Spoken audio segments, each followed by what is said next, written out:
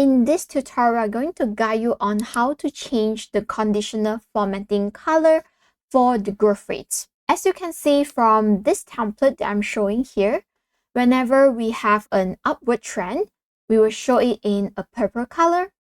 But when the KPI or the metrics is showing a downward trend as compared to last month, we will show it in an orangey color. This might be a problem if we are tracking a negative KPI. For example, the number of dislikes, the number of unsubscribe, and things like that. So in that case, you might want to change the color for a specific metrics. So for example, let's assume the KPI 1 is the number of unsubscribe. Whenever the number of unsubscribe increase, that means it is something that we need to look into. It's something that's going worse. So in that case, we want to highlight it in the orange color. So now I'm going to guide you on how to do that. First of all, we will need to access this conditional format rules. You will need to click on this cell that you want to change the color, and then go to fill color, go to the conditional formatting. Here you will see there's two conditional format rules that we have added. Now you are going to click on the rule that you want to duplicate. Now we're going to click on this rule and click add another rule to duplicate this rule. Now you need to remove all the data range here and click on select data range. Here you can click on G10 cell to add the data range. If you want to modify more than one matrix, feel free to click add another range and click on it. Now click OK. Now we are going to move on to format rules. So previously, when the trend is downward, we want to highlight it in the red color. But now when it's growing, we need to highlight it in red color.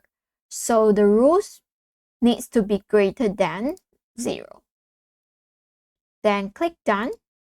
Now you can see that nothing changed for G10 and G13 because the rules is not placed in the correct position.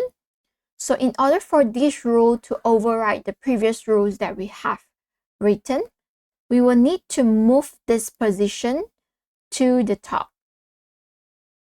So just drag and place it on the top here. And you can see right away that the color has changed for the growth rates. Now we will do the same for the arrow here. Just duplicate this, remove all the cells here, click on select, click on this F10, add another range, F13, click OK. Now we need to copy this Unicode here and put it in the condition. So this rule is saying that whenever the arrow is up, then we will need to color it in red and then click done. Similarly, move this up to the top of the list. Now you can see the color has changed for these arrows. So that's very simple. Before I end, if you want to change the color of the conditional formatting for the entire template, there's two ways that you can do that.